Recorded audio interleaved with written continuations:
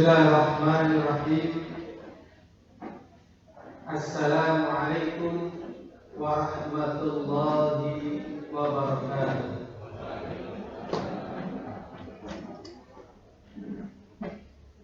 Alhamdulillah alladzi bi ni'matihi tatimmus shalihat. Allahumma shalli ala Muhammadin wa ala alihi wa ashabihi wa man tabi'ahum bi ihsanin ila yaumiddin wa ba'd. Alhamdulillah, kita memuji dan menyanjung Allah dengan sebagus-bagus pujian dan sanjungan, karena sesungguhnya yang berhak untuk mendapatkan pujian dan sanjungan hanyalah Allah Subhanahu wa ta'ala. Dan Allah Subhanahu wa ta'ala telah memberikan kepada kita apa saja yang kita minta. Sebagaimana firman-Nya, wa ataakum min kulli ma sa'altum, dan aku berikan kepada kalian apa saja yang kalian minta. Wa in ta'uddu ni'matallahi la tuhsuha, dan apabila kalian hitung-hitung nikmat Allah, pasti tidak akan bisa menghitungnya. Dan Allah Subhanahu wa ta'ala mengatakan, wa ma bikum min ni'matin fa min Allah, dan apa saja yang ada pada diri kalian dari kenikmatan, semuanya datangnya dari Allah Subhanahu wa ta'ala. Dan pada hari ini, sesungguhnya ini adalah kenikmatan yang agung, yang mulia. Bahkan mungkin tidak ada bandingannya. Jadi tatkala Allah Subhanahu wa ta'ala menjelaskan pada ayatnya, ihdinas siratal mustaqim siratal ladzina an'amta 'alaihim ghairil maghdubi 'alaihim waladdallin. Ya Allah, berikanlah petunjuk kepada kami jalan yang lurus, siratal ladzina an'amta 'alaihim, yaitu jalannya orang-orang yang Engkau beri nikmat atas mereka. Ghairil maghdub, bukan jalannya orang-orang yang Engkau murkai. Waladdallin, dan bukan jalannya orang yang tersesat. Ditafsirkan oleh para ulama, an'amta 'alaihim, jalannya orang-orang yang Engkau berikan nikmat atas mereka. Ini golongan manusia yang paling tingginya, yaitu apa? Minan nabiyyin, dari kalangan para nabi. Wa syuhada, orang-orang yang berjuang meninggikan agama Allah dan meninggal dunia di sana. Wasiddiqin, dan orang-orang yang membenarkan agama Allah dengan mengamalkannya. Wassalihin, dan orang-orang yang saleh. Ini yang disebut dengan orang yang diberi nikmat. Ada di antara mereka yang kaya raya, dan tidak ada yang bisa melebihi kekayaannya di antara manusia, yaitu Nabi Sulaiman. Ada di antara mereka yang mendapatkan ujian yang sangat berat, sakit sampai mungkin 20 tahunan karena kekayaannya habis. Padahal tadi orang kaya, Nabi Ayub. Dan keadaan-keadaan yang banyak sebagaimana hamba Allah. tetapi mereka semuanya disebut sebagai orang yang diberi nikmat oleh Allah, karena sesungguhnya kenikmatan itu adalah kenikmatan yang ada di hati.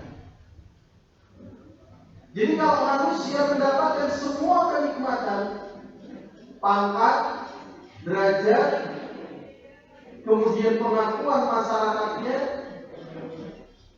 seperti Fir'aun telah mendapatkan semuanya, Qarun telah mendapatkan semuanya, Namrud telah mendapatkan semuanya, tetapi dia tidak bisa menikmati dari kenikmatan ini karena hatinya. Bayangkan, Fir'aun yang memiliki kekuatan yang sangat dahsyat, pengaruh yang sangat dahsyat, dan dia sangat pandai berpidato.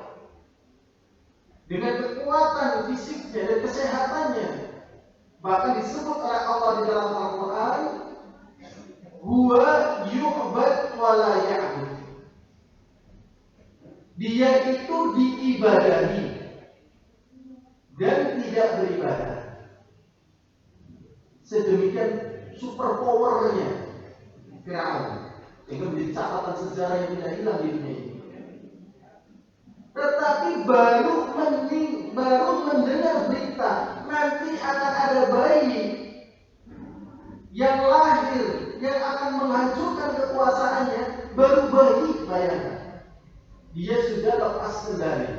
Terjadilah apa yang terjadi sampai dia melakukan pencarian bayi laki-laki kemudian dibunuh. Padahal baru seperti ini. Berarti di balik itu semuanya dia tidak mendapatkan bahagia. Dia tidak sukses dengan apa yang dia canangkan. Dia tidak puas dengan apa yang dia telah capai. Kenapa? Karena tidak mendapatkan nikmat. Sehingga yang dimaksudkan dengan nikmat yang sesungguhnya adalah nikmat yang diberikan oleh Allah kepada para nabi, para syuhada, dan orang saleh berupa hidayah agama. Dalam kesempatan kita kali ini, Allah mudahkan kita berkumpul, sehingga sesungguhnya ada kenikmatan yang lebih besar. Makanya dalam hadis Rasulullah SAW, "Majtama'a qaumun fi baitin min buyutillah yatluna kitaballah wa yatadarasuna fima bainahum illa nazalat 'alaihim as-sakinah wa ghasyiyatuhum ar-rahmah wa yadhkuruna Allah fi man 'indah." Jadi tidaklah manusia berkumpul, ini bukan mesti. Dalam hadis disebutkan mesti, tetapi bukan berarti tatkala kita berkumpul untuk acara yang demikian ini, kenikmatan hati yang tenang, diberikan rahmat, tidak mendapatkan, tetap mendapatkan. Jadi tatkala mereka berkumpul akan diberikan wa ghasyiyatuhum rahmah, rasa senang. Sehingga tatkala manusia ingin mencari bahagia misalnya dengan kapal pesiar, bayarnya sekitar 60 juta, mungkin perjalanan 2 bulan. Mungkin di kapal pesiar senang, tapi setelah keluar dari kapal pesiar, uangnya habis, waktunya berkuras, badannya capek. Senang yang membawa capek. Sebagian orang ingin melakukan apa yang menyenangkan hatinya, setelah dia puaskan, kenyataan hidup akan dia kembali jumpa. Sehingga jalan yang dibutuhkan oleh siapa saja untuk bahagia persis seperti yang ada di dalam surat Al-Fatihah yang kita semuanya hafal. Ihdinas siratal mustaqim siratal ladzina an'amta 'alaihim, sampai selesai, yaitu jalannya mereka yang telah mendahului kita, para nabi, dan seterusnya. Hadirin rahimani wa rahimakumullah jami'an. Dan acara yang semacam ini sebenarnya acara yang baik. Karena memang sejatinya yang dibutuhkan oleh manusia itu bukan hanya apa yang manusia terbawa. Ada kalau orang sudah bikin usaha, usahanya ingin besar. Ingin bangun sesuatu, bangunannya ingin besar dan berlanjut. Dan akhirnya capek. Dan kadang tidak menikmati. Dibutuhkan untuk singgah di rest areanya manusia, rest areanya hati manusia, yaitu majelis-majelis yang kita diingatkan akan agama Allah SWT. Makanya di dalam hadis Abdullah bin Umar yang dikeluarkan oleh Al-Imam At-Tirmidzi, Rasulullah SAW mengatakan, "Idza marru bi riyadil jannah farta'u." Qalu wa ma riyadul jannah ya Rasulullah? Hilaful dzikr. Rasulullah SAW mengatakan, apabila kalian melewati taman dari taman-taman surga, singgahlah kalian sebentar. Kemudian para sahabat bertanya, apakah taman-taman surga itu ya Rasulullah? Yaitu majelis-majelis ilmu. Karena di situ mau nggak mau kita harus fokus untuk meningkatkan iman kita, fokus bagaimana amalan kita diterima, fokus bagaimana hidup kita bahagia, fokus bagaimana rezeki kita barokah, fokus bagaimana anak-anak kita bisa mendoakan kita pasca kematian kita, fokus kita bisa mengangkat anak-anak kita sesuai dengan kemampuan kita di majelis-majelis yang seperti ini. Tapi di selain majelis seperti ini kita mungkin fokusnya hilang. Maka di dalam kesempatan yang semoga kita dicatat sebagai orang-orang yang niat ikhlas untuk mencari ilmu, untuk menambah keimanan, dicatat sebagai amal saleh kita masing-masing dan bisa sebagai pemberat timbangan amalan kita besok pada hari kiamat. Hadirin a'azzani wa a'azzakumullah. Ini adalah bulan Ramadan dan kita akan membahas yang bertalian dengan Ramadan sebatas kemudahan yang Allah berikan kepada kita. Jauh hari sebelumnya ada sebuah ucapan dari ulama dari kalangan Ahlussunnah wal Jamaah, dia mengatakan seperti ini. Syahrul Rajab syahrul zar'i wa Sya'ban saqiyuz zar'i wa Ramadan hasaduz zar'i. Bulan Rajab 3 bulan yang lalu ini adalah bulan bagaimana kita menyiapkan ladang untuk kita tanam.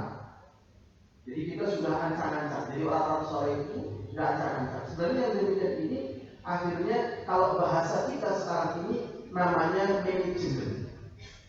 Jadi istilah manajemen ini sudah dipakai oleh orang-orang sore. Tapi dalam istilah manajemen langsung kepada manajemen.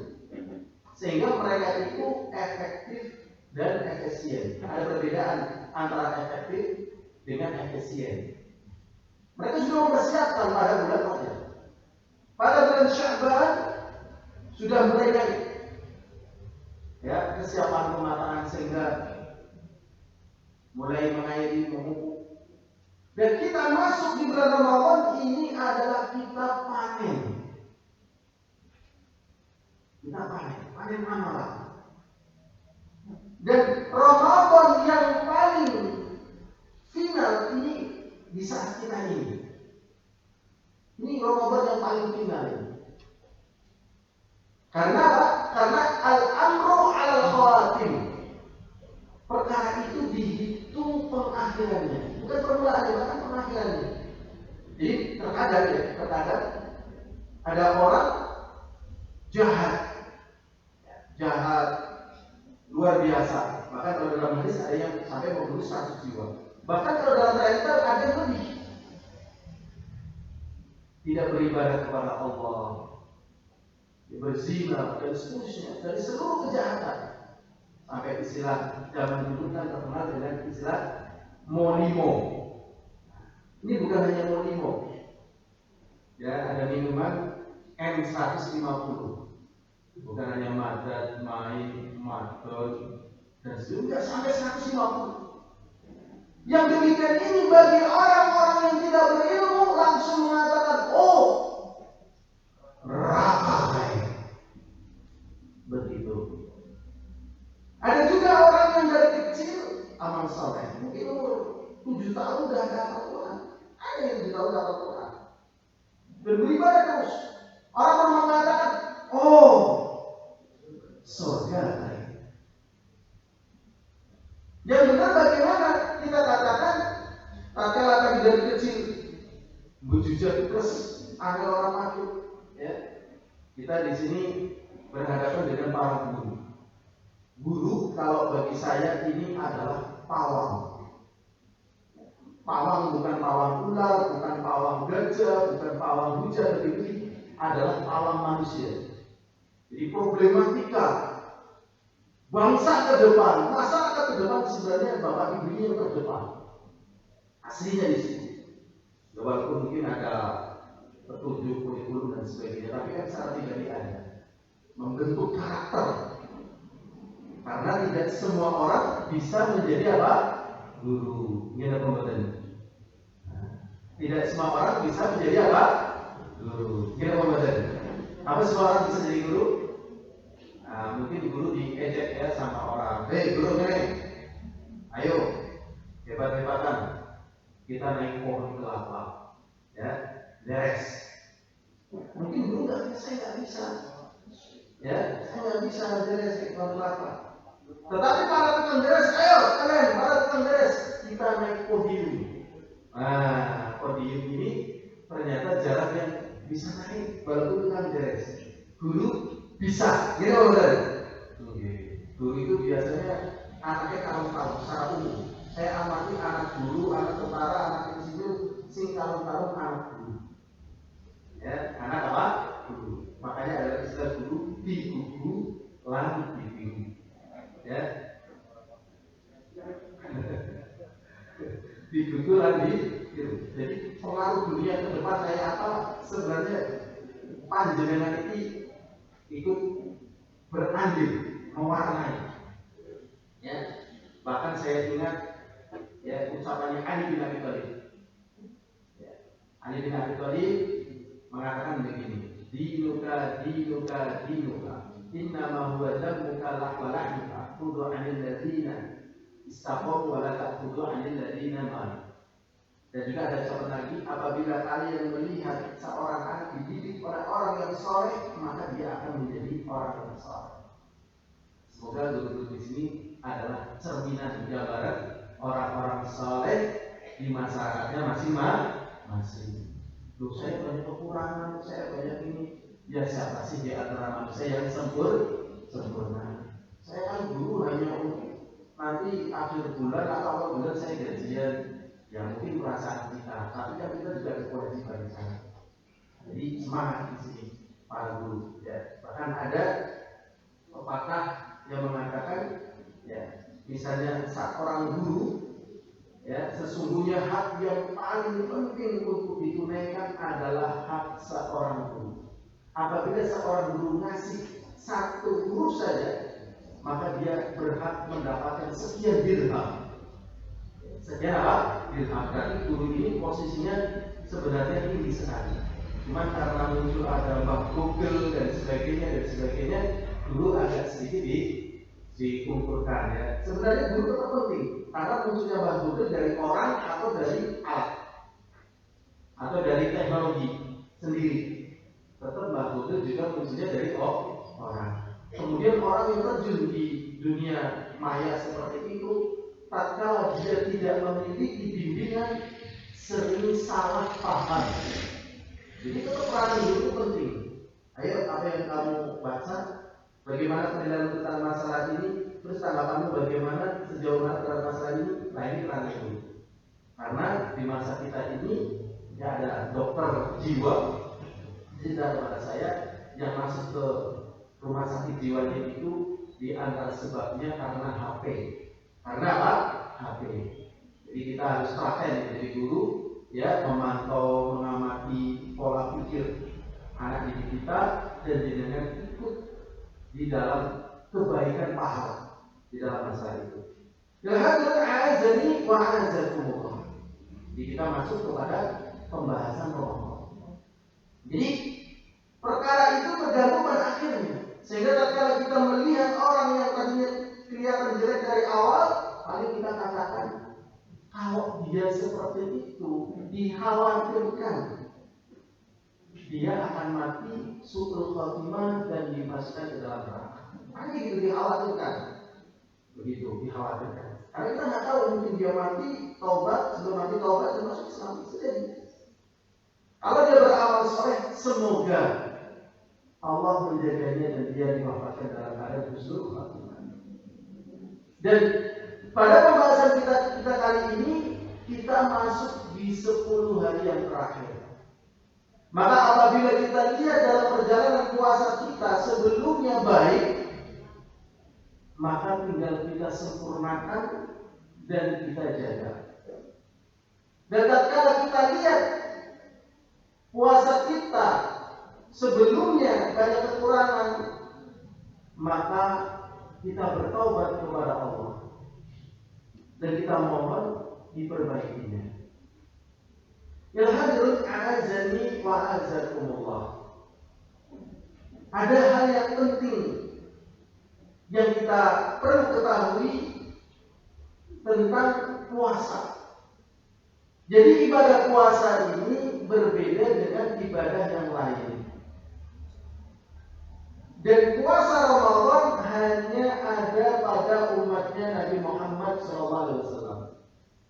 Di dalil yang mengatakan ya ayyuhalladzina amanu kutiba alaikumusiyam kama kutiba alal ladzina min qablikum la'allakum tattaqun. Wahai orang-orang yang beriman, telah diwajibkan kepada kalian berpuasa sebagaimana telah diwajibkan terhadap umat-umat terdahulu. Semoga kalian menjadi bertakwa. Kewajiban puasa pada umat terdahulu bukan puasa Ramadan. Adapun bagaimana teknik puasa terdahulu, wallahu a'lam. Cuma di sana ada hadis yang mengatakan faslun baina siyamina wa siyami ahli kitab aklatus sahur. Perbedaan antara puasanya kita dengan puasanya ahli kitab sebelum kita adalah makan sahur. Tapi sebatas yang saya pernah dengar, saya pelajari, puasanya mereka dimulai dari tenggelam matahari. Jadi tatkala baru tenggelam matahari masuk maghrib itu mereka mulai apa? Puasa. Nah, nanti mereka mengakhiri puasa tatkala masuk waktu subuh. Nah, jadi puasanya malam. Milih puasa malam atau puasa siang. Nah, kepenak puasa malam apa puasa siang? Nah, enak puasa malam apa puasa siang? Milih puasa malam atau puasa siang? Nah, ini jawabannya berikut. Jadi kan guru biasa takon, jarang ditakoni. Nah, jadi saat ini kok malah ditakoni. Guru ditakoni ya satu. Jadi lagi ngaji masalahnya. Kalau lagi ngaji dulu mereka dikaji ya santri. Masya Allah. Milih itu di dengan itu. Boleh milih ke? Enak-enak sih ini singgung apa sih ngamal gitu. Belum pernah gitu. Tapi menurut kulo gitu, enak awal, endeng awal, bengi, perkasa nih, kan? Perkasa. Bengi kan tunggu, iya nggak tunggu, orang tunggu. Nek awan sih malah dulu bisa, ya udah, dulu bisa tahun lalu. Jadi puasanya nggak tahu. Kemudian di sini Allah SWT katakan la'allakum tattaqun, supaya kalian bertakwa. Jadi ibadah puasa ini memang berbeda dengan ibadah haji, ibadah umroh, dengan sedekah, dengan haji, dengan pembangunan, dengan jihad, berbeda. Dan ada hal yang menarik di dalam masalah puasa. Coba kita lihat hadis Rasulullah yang mengatakan begini. Yada'u ta'amahu wa syarabahu li ajli. Dia meninggalkan makannya dan meninggalkan minumnya dan meninggalkan syahwatnya karena aku. Jadi ternyata yang ditinggalkan di dalam berpuasa bukan perkara yang haram. Bahkan bisa jadi sunnah, bahkan bisa jadi wajib, ditinggalkan gara-gara puasa. Kalau kita nggak asal hukum makan itu mubah. Tapi kalau kita nggak makan mati, maka makan di sini hukumnya apa? Wajib. Gitu. Ini contoh syahwat. Ya. Mungkin kita mantan rikuh jadi tapi salah apa? Mungkin kita memberikan hak kepada istri, batin istri sepekan sekali itu mungkin mustahil. Karena kalau lebih dari sepekan ini sudah botak nih. 2 pekan ini ramai kepilih dalam cek WA nih, anak siapa nih? Bisa minggu ya. Orang ngerti selapatan bukunya kepilih. Mau kenal Facebooknya anak siapa nih? Kok bisa nih minggu? Nah ini sudah saat ini surat merah. Ini nggak perlu dijawab ya sama yang di belakang. Tidak gitu aja gitu ya. Nah sekarang kalau misalnya sampai 6 bulan nggak dikasih, itu haram itu. Pernah satu ketika, ya, Umar bin Khattab radhiyallahu anhu jalan-jalan. Ternyata mendengar seorang wanita mengatakan, kalau bukan takut karena Allah, ranjang ini berderit. Ini bahasa sopan. Maksud berdiri dia harus berdiri ada penghuni lain gitu. Ada laki-laki lain. Mungkin kita enter lah. Maksud dia begitu enter lah. Dulu orang saya dengan orang muda pakai payah. Karena jadi ya angel dengan orang muda. Akhirnya orang panggil putrinya Hafsah. Sebenarnya daya kekuatan wanita menahan gejolak yang disembunyikannya itu. Jadi perempuan itu punya sesuatu yang disembunyikan. Karena kita banyak malu, maka jangan dipancing-pancing perempuan itu. Apa dengan WhatsApp atau dengan Facebook, jangan dipancing-pancing. Kadang kita yang sudah memancing-mancing, kita jangan terpancing. Kalau sininya ingin mancing, sininya ingin dipancing, jadinya jadi kasihan nanti. Anaknya orang terurus. Mulai jenis ada istilah anak polah, wong tua kebraga. Dan sekarang dibalik wong tua pola anak orang bisa sekolah gitu. Ya, aja pola bisa di bapak ibu pola, kakek pola. Kita lanjut. Kemudian Hafsah bin Umar mengatakan, wahai bapak, kekuatan wanita menahan syahwat itu saya rasanya itu 4 bulan. 4 bulan. Dan lebih dari 4 bulan. Apalah daya. Daya. Nah ini ada pertanyaan dari kebocoran luar negeri. Nah, kebocoran Amerika itu kepilih. Nah, segi orang bicara online, bicara TV. Kalau memang istri mengizinkan dia mampu menahan diri, maka suami ini boleh. Ini untuk pribadi wis setengah tahun orang Bali, kuliah ora kontraknya rampung dan komplitnya ya tahun, tapi mendesak mungkin kali kasih setengah tahun bisa. Orang bisa mas, aku sudah kuat. Maka si laki-laki ini harus pulang. Ini harus pulang. Kalau misalnya dia setahun mas, aku bisa memberikan izin lebih dari itu aku nggak kuat. Terus suaminya bilang, aku juga mungkin pulang, ini kondisinya kontrak masih setahun lagi dan kemudian diperpanjang ini. Karena untuk urusan penelitian ini saya butuh waktu yang lama. Bisa saya mas, aku orang butuh duit mas, aku butuh batin. Bisa sekarang jenengan. Padahal dia mengajukan gugatan itu boleh. Gitu. Terus apa hubungannya dengan pembahasan ini tadi? Ya dawu ta'amahu, dia meninggalkan makannya, wa syarabahu minumnya, wa syahwata, dan syahwatnya. Jadi syahwat ini kadang bisa wajib kalau memang harus diberikan. Kalau memang harus diberikan, makanya tidak boleh seorang laki-laki mengilah istrinya. Ilah itu tidak diajak bicara, tidak diajak ngobrol, itu lebih daripada 1 bulan.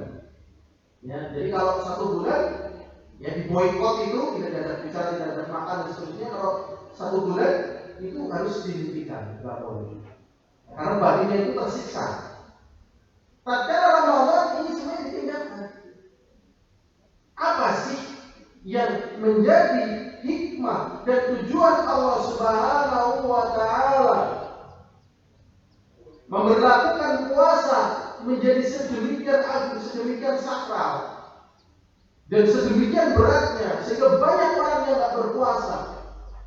Ternyata Allah menginginkan kesucian diri dan jiwa kita. Jadi Allah ingin kita suci, bersih. Kalau suci, bersih, kekuatan kita itu bertambah. Jadi kebersihan jiwa, kesucian jiwa itu seperti sehatnya badan. Karena dosa-dosa itu seperti penyakit bagi badan. Kekotoran jiwa itu juga seperti penyakit bagi badan.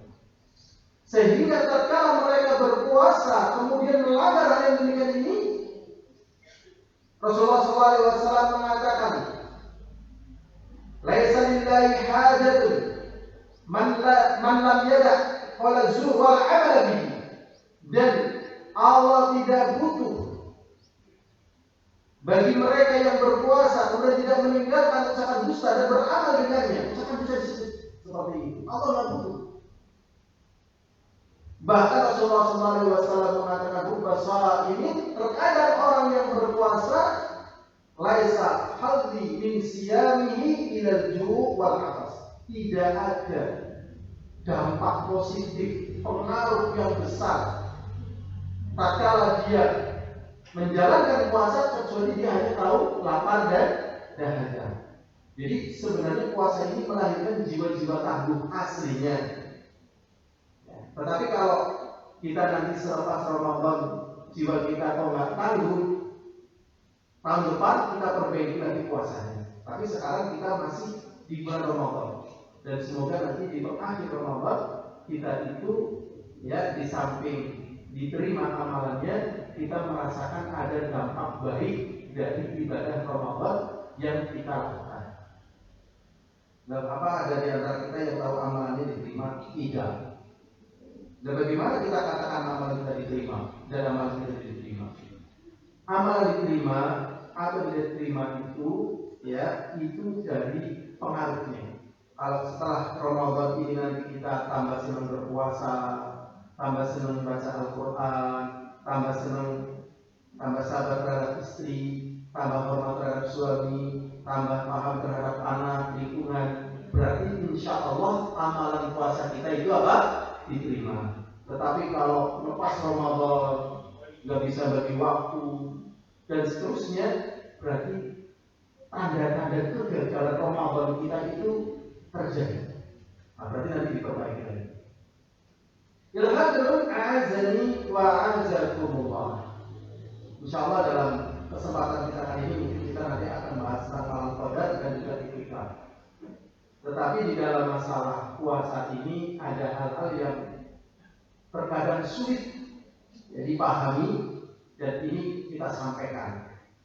Di antaranya ya yang penting untuk kita ketahui bahwasanya puasa itu ya menahan dari hal yang masuk, bukan dari hal yang keluar. Jadi kalau keluar itu tidak membatalkan puasa. Contohnya yang dibahas masalah muntah. kan kalau dalam pembahasan fikih kan muntah, bermuntah ya batal. Nek muntah sengaja, batal, kalau sengaja orang batal. Dan di dalam kitab fikih ternyata ada. Ternyata yang betul muntah itu tidak membatalkan puasa. Baik yang sengaja atau tidak sengaja. Dan terus bagaimana Pak untuk pembahasan muntah itu menjadi membatalkan puasa? Ya, kalau misalnya orang muntah, baik sengaja atau tidak sengaja, ya, kemudian mungkin ada sisa makanan.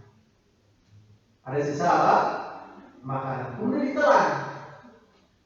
Maka menelannya makanan ini yang menjadikan batalnya puasa. Begitu. Jadi yang menyebabkan batalan puasa itu bukan muntahnya, tapi apa? Menelannya. Kita pilih lagi permasalahan seperti ini. Ya. Kalau keluar air mani, air mani siapa? Harus dibahas tentang air mani. Kalau keluar air mani, batal atau enggak puasanya?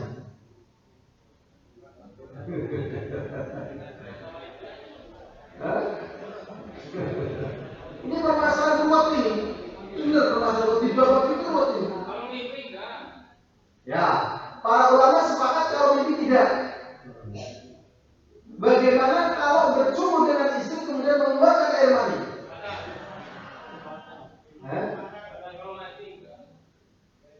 Ini memang ada khilaf panjang ya. Ada yang mengatakan pendapat pertama dari mazhabnya Imam Syafi'i dan Jumhur, ya, batal dan wajib qadha. Ini pendapat pertama. Imamnya banyak. Serem ya. Ini. Wah, itu orang bisa napa-napa. Dan itu ada pendapatnya. Kita bisa ada. Kemudian pendapat yang kedua, batal tetapi tidak wajib mengqadha. Ini pendapat Imam Malik. Yang ketiga, ya, itu tidak batal. Pertama batal tidak wajib qadha, yang kedua, ya, batal tidak wajib qadha, yang ketiga ini tidak batal dan tidak wajib mengqadha, bahkan mustahab. Aneh kan? Ini pendapatnya Al-Imam Abu Hanifah. Pendapatnya Al-Imam Abu Hanifah. Ora batal, ora wajib mengqadha, bahkan mustahab. Mustahab itu dianjurkan. Milih sikit-sikit.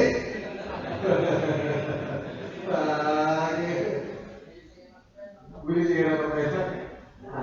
Pendapat yang mengharamkan tadi yang batal dan wajib mengqadha tadi berdalil dengan hadis Rasulullah. Ya da'u ta'ama wa syaraba wa syahwata. Meninggalkan makan yang minumnya dan syahwatnya. Berarti dia tidak meninggalkan, berarti dia apa? Tidak meninggalkan syahwatnya, berarti batal dan wajib mengqadha. Nah, tadi orang kasih pendapat keempat. Memang ada beberapa hadis yang mengatakan seperti itu. Sekarang pendapat yang keempat. Pendapat yang keempat itu boleh.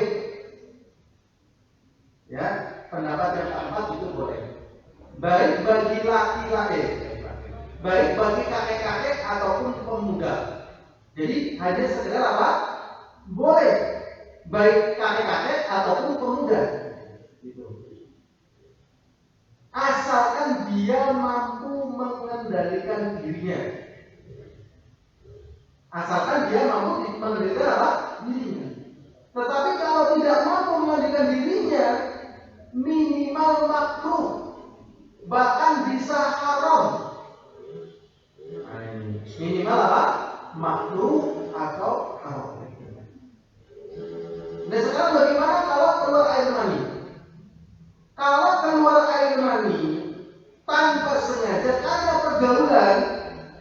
pergaulan itu bahasa Arabnya itu mubasyarah, pergaulan suami istri maksudnya. Tanpa sengaja karena pergaulan, ya, maka di sini yang pendapat yang benar tidak membatalkan puasa. dan tidak wajib mengqadha. Ini pendapat yang benar.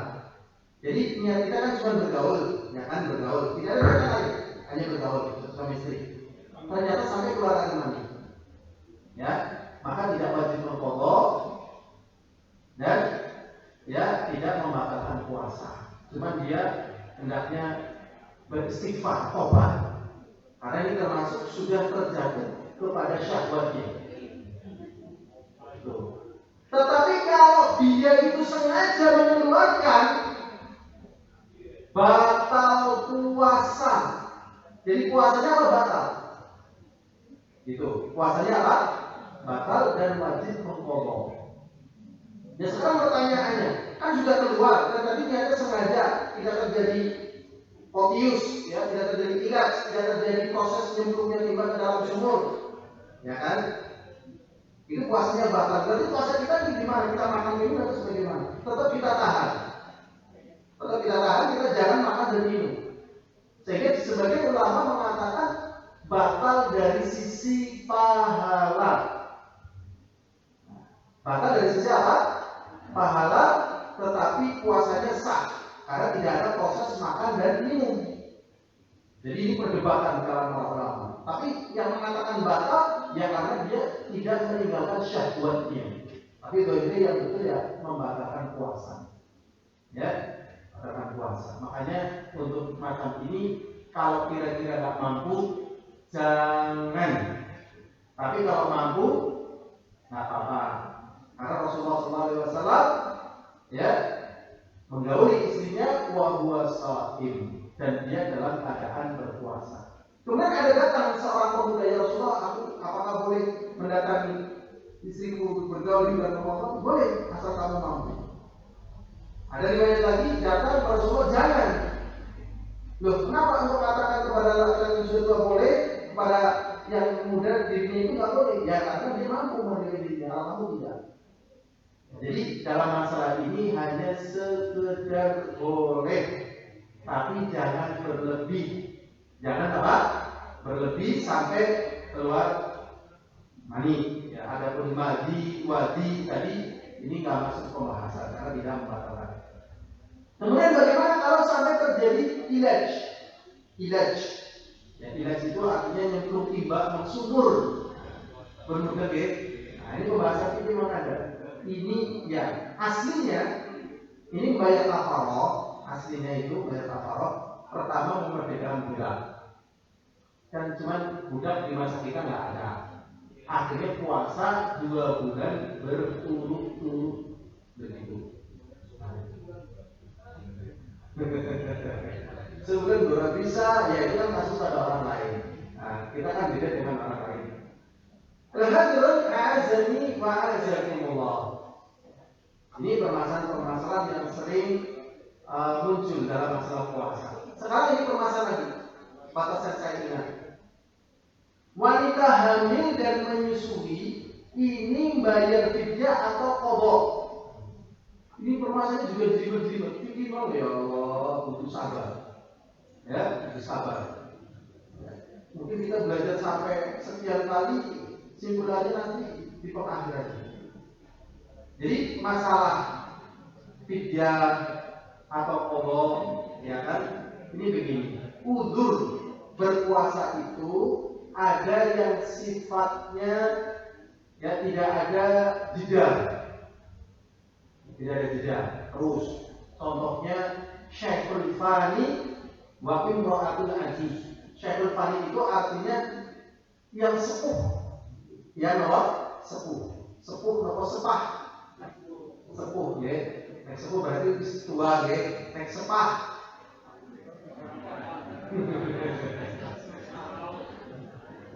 Ini udah jadi sepuh apa disepah ya. Tua lah ya. Tua. Maka dia membayar fidyah. Kan belum ada kisah sepuh udah umur 90 tahun kok jadi 20 tahun. Sudah pernah dengar seperti ini? Nah, ya kalau sudah sepuh ya 14 biasanya. Ya benar. Ada kisah ini.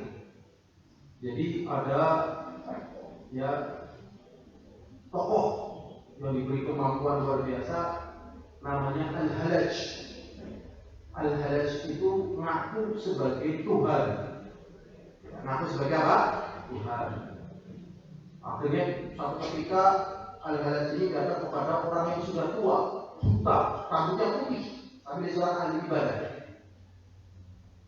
Kemudian Al-Halaj mengatakan, "Hei, orang yang sudah tua, sudah sepuh, ahli ibadah, aku adalah Allah, apa yang kamu minta aku akan kabulkan." Jadi memang dia punya kemampuan luar biasa dengan sihirnya. Ya. Bisa mendatangkan buah di musim dingin pada musim panas. Bisa mendatangkan buah di musim panas pada di musim dingin. Tanya, apa yang kamu minta? Ternyata dia orang pintar, orang jenius, orang soleh, sudah sifat tadi dia mengatakan, "Weh, kamu tahu aku sudah tua seperti ini. Aku ingin kembali muda, rambutku kembali putih, dan mataku kembali melihat." Apa yang dijawab oleh Al-Halaj? Gak bisa. Jadi yang sudah tua gak bisa muda lagi. Makanya yang masih muda berbahagialah dengan masa mudanya. Berbahagialah. Yang sudah tua gak usah ingin kembali.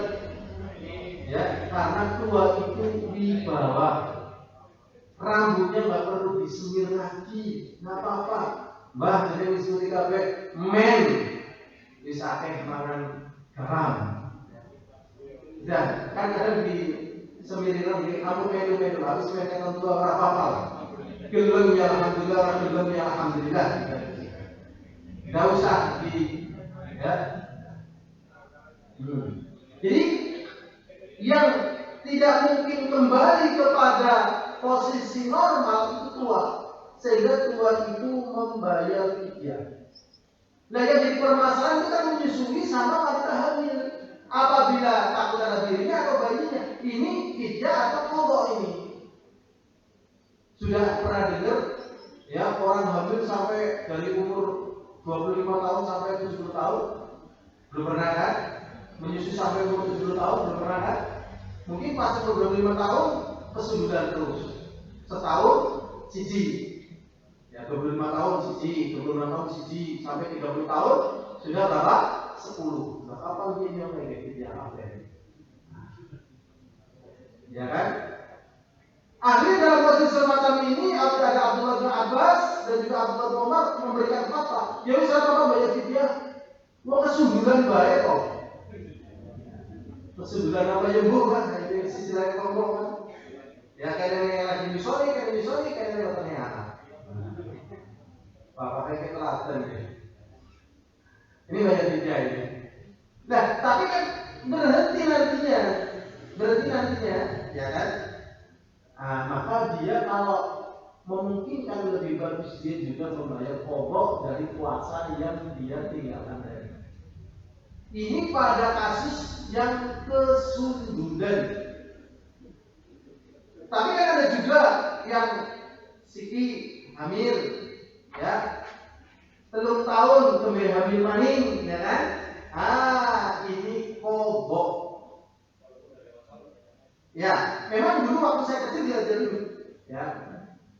Pokoknya mau utang puasa, terus kok bulan Ramadan ini entong, dia orang bisa disarutang walaupun puasa sepanjang zaman.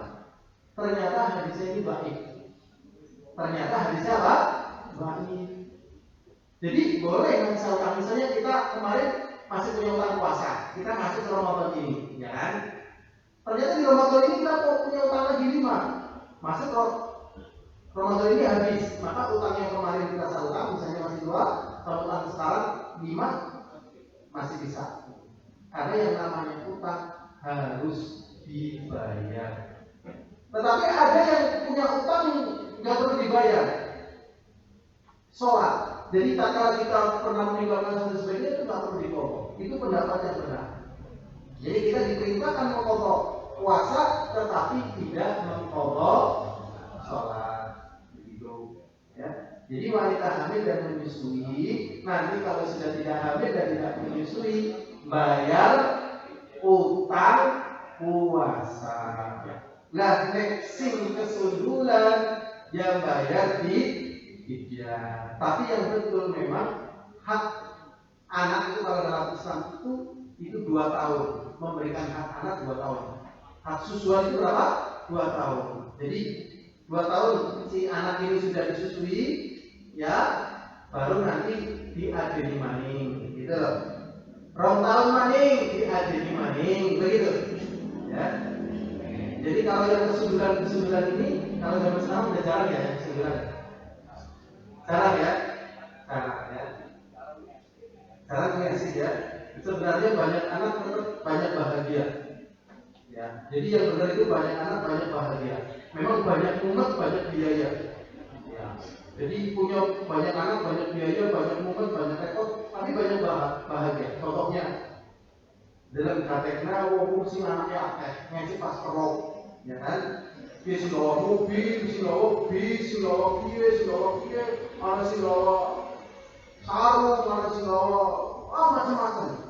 Lagi anaknya siji bela teka, seneng sini, sing anaknya akeh anak sing sithik. Ya, memang kakek gedenya bocah ya Allah, yang mulai bocah PAUD atau SD masih mengerti lah. Tapi nanti lama-lama bocah-bocah itu kumpulan sineron itu lama-lama gagah dewek. Ya. Jadi bocah gagah itu kan dewek, dia memang sudah diberi namanya ghariza, kalau bahasa umumnya insting. Sisiran, kemudian wangi, atau rapi. Wih sudah diwarai, itu naik lapar ya boleh makan, ya kan? Naik kagum boleh kelambi, naik kepeng itu gawe rumah, itu namanya ghariza. Naik rumah ya motor, mobil itu barisan, gitu. Makanya Allah mengatakan gini, wala taqtulu auladakum min imlakin nahnu narzuqukum wa iyyahum. Dan janganlah kalian membunuh anak-anak kalian karena takut makan bersama kalian atau karena kalian takut miskin. Jadi yang sudah berdojoran biarin aja. Pakai ayam manis, men, ya bos, jadi men, itu berapa? Bayar apa? Berarti ini bisa anak bayar apa? Itu tuh bayar apa? Isi masalah bayar apa? Saya punya teman, ya, akhirnya anaknya sekarang sudah meninggal dunia. Padahal dia bodinya tinggi, ya tinggi, masya Allah. Isi saya oleh dulu. Ternyata dia itu akhirnya stres. Saya lagi stresnya kenapa? Terus saya tinggal sampai SMA. Pas SMA yang keluar, ternyata dia itu adalah anak yang dulunya tidak diharapkan jadi. Bispak mandiri, iya mak, aku pengen mandi. Jadi, wah, kita barang jadi. Kemudian pak, iya wis kepengen. Barang gede kerungu. Kowe kan dengin orang kepengen didadekan nama bini. Kepikiran ya Allah, ya Allah, ya Allah. Pikiran itu akhirnya stres ya. Jadi yang sudah jadi biarin aja, nggak apa-apa, oke? Nah, ada pertanyaan sebelum kita lanjut pembahasan kita? Nah, di sini sebenarnya banyak permasalahan tapi lewat aja ya. Kita lanjutkan. Dan masih banyak lagi tentang masalah hal-hal yang bertalian dengan masalah puasa yang jeli, ya. Tapi kita nggak mungkin bahas semuanya. Dan sekarang kita masuk di 10 hari yang terakhir di bulan Ramadan. Ada malam termulia yang ada di dunia ini. Ini malam termulia yang ada di dunia ini, yaitu malam apa? Qadar. Loh, jadi malam termulia atau privasi jadinya? Ya, kemuliaan gue kan jadinya kalau Allah semetakna. Nek ora ditetapkan Allah ya ora. Lho maksudnya itu maksudnya iki lho. Sekarang Isra Mi'raj itu terjadi sepanjang zaman cuman sekali. Ya apa benar? Isra Mi'raj sepanjang zaman terjadi hanya sekali. Ya apa benar? Ya apa baik, Pak. Waktu tinggal dikit ya apa? Yang kedua, tidak ada satu nabi pun yang berangkat Isra Mi'raj selain Nabi kita Muhammad SAW. Padahal nabi jumlahnya itu yang Nabi kita 25. Tapi aslinya sampai 300 sekian, banyak sekali nabi. Yang dicontoh itu cuma sakit, Bapak ya.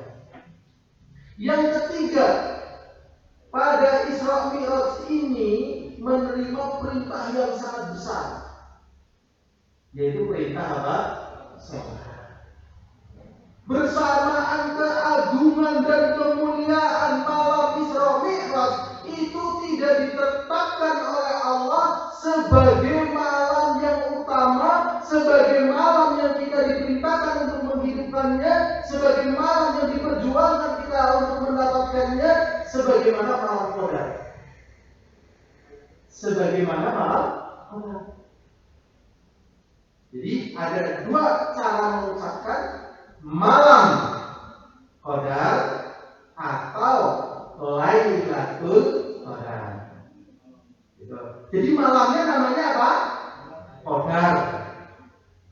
Bahasa Arab malam apa? Lailah. Lailatul Qadar bengi Qadar. Tapi nek ngendika malam Lailatul Qadar, nggih. Ya malam-malam Qadar itu namanya Lailatul Qadar, baru Allah katakan malam Qadar. Jadi kita ucapkan malam Qadar atau Lailatul Qadar. Itu Qadar artinya mulia, agung. Mulia atau agung. Di sini ada pelajaran. Aisyah radhiyallahu taala anha mengatakan, "Kana Rasulullah sallallahu alaihi wasallam idza dakhala fi ashri al-awakhir min Ramadan shudda mizarahu wa ahya lailahu wa ayqadha ahlahu." Bahwasanya Rasulullah SAW kalau sudah masuk 10 hari yang terakhir di bulan Ramadan itu sudah orang ngurusi urusan gawe wis kelalen. Ya, wis kelalen. Padahal Rasulullah ini adalah orang yang sangat cinta kepada istri, sangat cinta kepada keluarga, dan sangat pencemburu, dan tidak ada yang lebih cinta kepada istrinya atau kepada keluarganya dibandingkan Rasulullah. Dan istri Rasulullah itu cantik-cantik. Ya Rasulullah juga tampan. Rasulullah apa? Tampan. Nabi Yusuf sama Rasulullah tampan mana? Logo-logo ditakoni, ya kenapa? Nabi Yusuf kalau Nabi Muhammad gak ada lebih.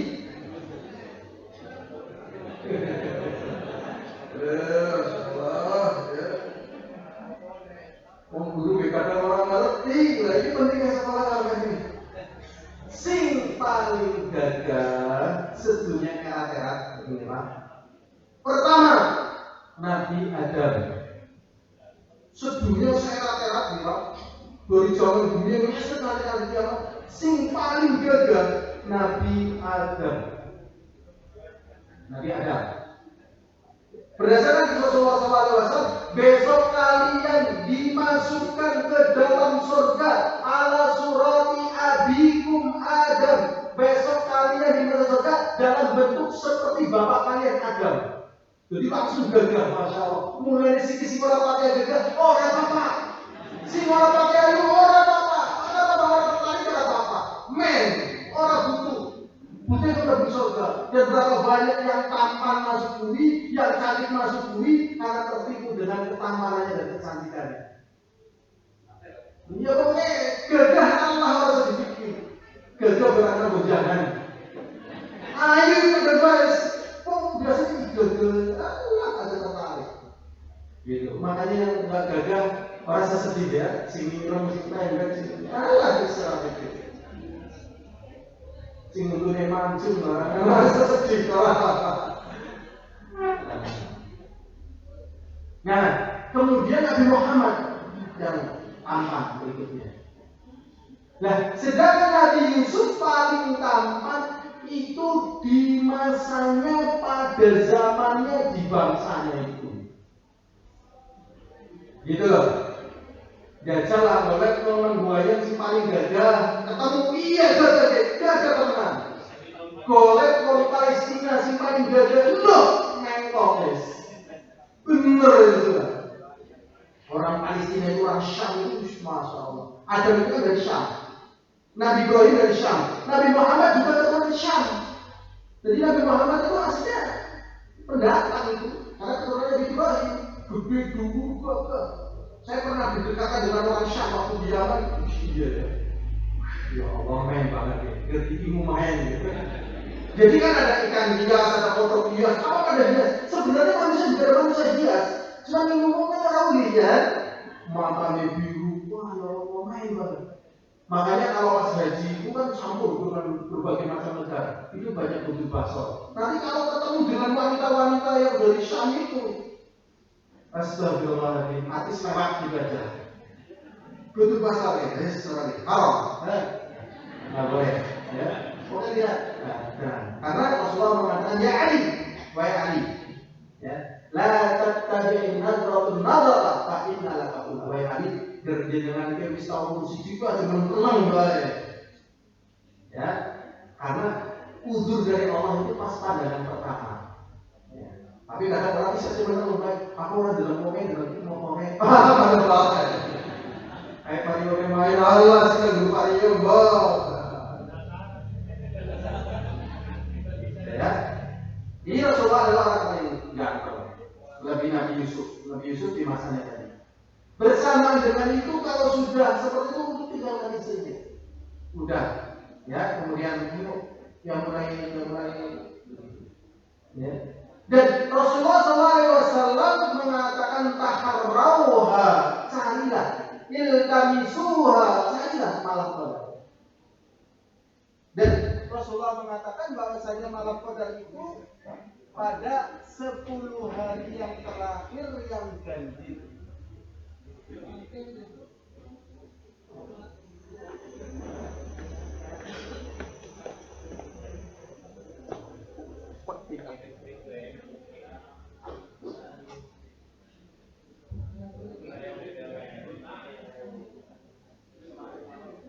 Jadi Rasulullah SAW mengatakan, kita duduk begini aja ya, hemat suara, baik. Kalau seperti ini suara kita nggak begitu boros ya, agak yang rewangi lah. Jadi Rasulullah SAW menunjukkan malam qadar itu pada hari-hari ganjil di 10 hari yang terakhir, 21, 23, 25, 27, 29, wa akhir Ramadan dan akhir Ramadan. Dan di dalam hadis Abdullah bin Umar, Rasulullah mengatakan, "Idza dha'afa aw 'ajaza fala yaghlibanna ahadukum 'ala sab'i al-bawaqi." Kalau misalnya ya mungkin sedikit ada halangan gitu ya, atau berikutnya ada halangan, maka 7 hari yang terakhir itu jangan sampai terlewatkan. Apakah kita menghidupkan malam ini diperintahkan? Diperintahkan. Bahkan di dalam hadis Bukhari dan Muslim, Rasulullah SAW mengatakan, "Man qama lailatal qadri imanan wa ihtisaban, ghufira lahu ma taqaddama min dhanbi." Barang siapa yang menegakkan malam qadar dengan iman dan malam pahala, maka diampuni dosanya telah lewat dan akan datang. Jadi yang belum biasa jamu, belum biasa beli sate dan makan menjadikan kita berenergi plus, di hari-hari ini udahlah belajar beli sate, beli jamu dan sebagainya, karena ini membutuhkan energi. Membutuhkan apa? Energi. Jadi di antara orang-orang soleh itu menghidupkan malam itu mulai begitu selesai isya terus sampai subuh. Ya, bahkan di antara mereka ada yang 3 hari sekali khatam Quran, ada yang 2 hari sekali khatam Quran, ada yang sepekan sekali, bahkan ada yang semalam sekali, bahkan ada yang semalam sampai 2 kali. Berarti kan kuat sekali, ya kan? Dan kalau dibandingkan dengan kita, nggak ada apa-apanya.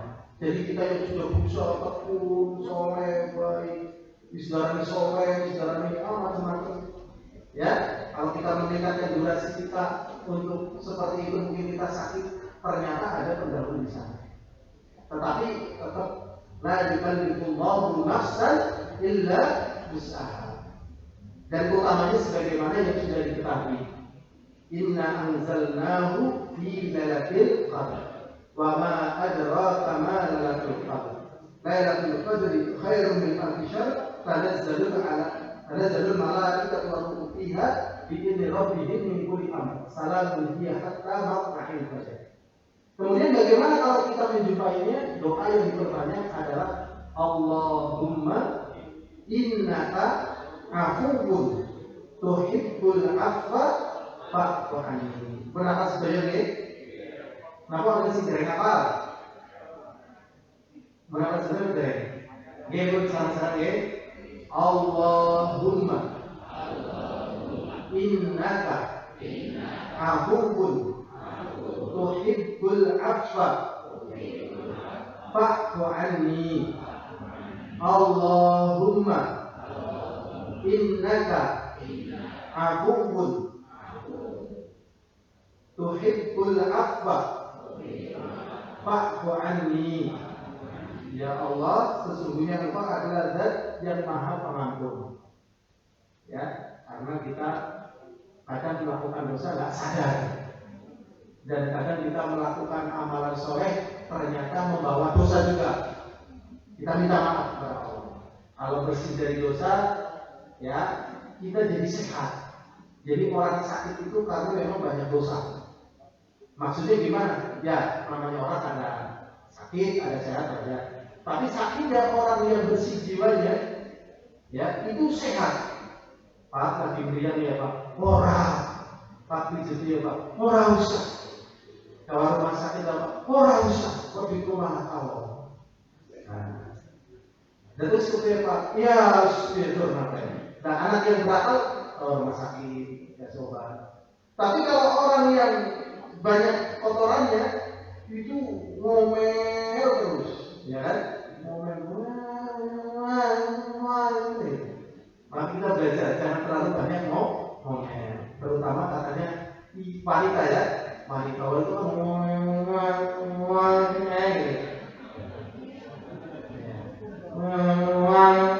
gitu. Jadi akhirnya ngomongnya bisik baik gitu.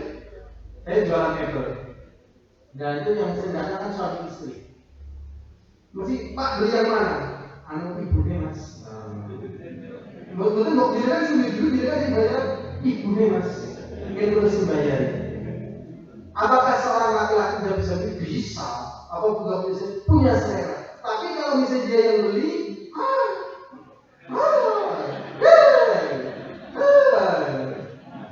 mumeti orang kira.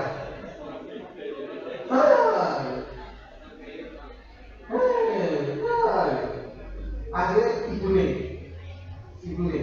Nah ini namanya laki-laki yang berakal. Laki-laki yang berakal. Ya, jadi ngadepi wanita, ya. Agar bala-bala kalau ngatur, enak. Karena apa? 1000 kali tengkar dalam sehari bersama istri lebih baik walaupun menjalani 1000 hari tanpa tengkar tidak ada istri. Ini kata-kata ini pernah diucapkan teman saya saat istri meninggal. Masya Allah. Jadi jangan ngomong apa-apa, ngomong, nikmat, nikmat. Nek dirinya betul percaya, ini kan badan. Nah kalau mau baik lah, jangan terima cewek kan. Dengan kompor tok, dengan tembok tok. Kabeh barang keras. Ya akhirnya maaf dari si maaf ya. Dan apa Pak, bisa tuh nasi padang bisa beda sama orang yang mesti salah. Gitu. Jadi perempuan itu gitu ya. Ternyata pengindah dan pelembut ruangan yang serba keras seperti itu. Cuman sekarang pertanyaannya, ya, sebenarnya yang paling banyak masuk neraka itu laki atau perempuan? Mereka yang masuk neraka itu mukminah atau kafir? Mukminah. Jadi yang masuk neraka itu orang beriman. Dan kalau beriman masuk neraka, cuma neraka orang beriman itu tidak kekal, pahalanya akan dikeluarkan dari neraka dan masuk dalam surga. Hadisnya begini. Rasulullah SAW khutbah ini. Ya ma'syar nisa tasaddaqna fa inna kunna aktsara khutabina li jahannam. Wahai para wanita, bersedekahlah kalian karena kalian ini adalah paling banyak sebagai kayu bakar api neraka. Paling banyak wanita. Dan kemudian ditanya, ya Rasulullah, apakah mereka tidak beriman? Rasulullah menjawab, mereka beriman. Loh kenapa?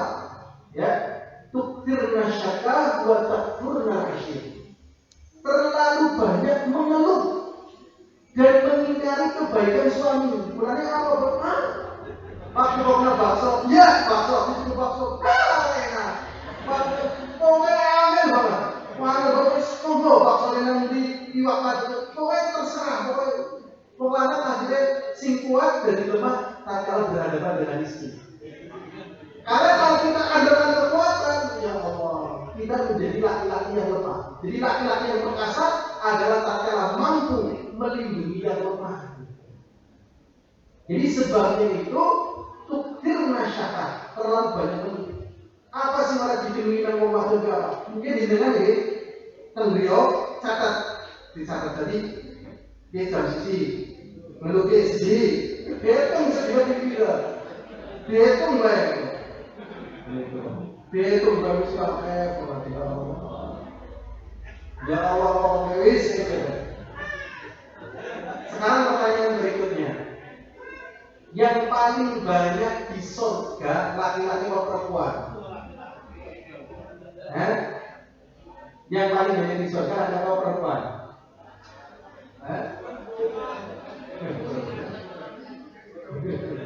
Yang paling banyak di surga itu perempuan. Yang paling banyak di neraka perempuan. Karena ya, laki-laki ini laki-laki yang meninggal dunia belum menikah. Belum apa?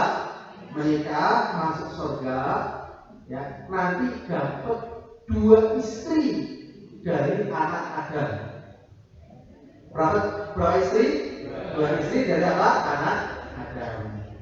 Berarti kan akelannya kamu wadone. Yes.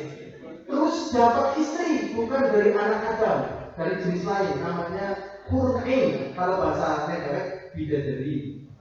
Nah, tapi jangan sampai berpikir jadi juga kemarin bidadari itu kemudian bidadara, wah itu nyeleneh gitu. Nah, anak Adam itu bukan jadi butuh bidadara, tapi jadi pemimpin bidadari. Itu si laki-laki ini yang masuk ini dapat jatah istri dari bidadari 70. 70. Jadi lorot tambah 70 kira. Lah misal nanggunya bojone papat. Sing angel. Lo contoh lagi info.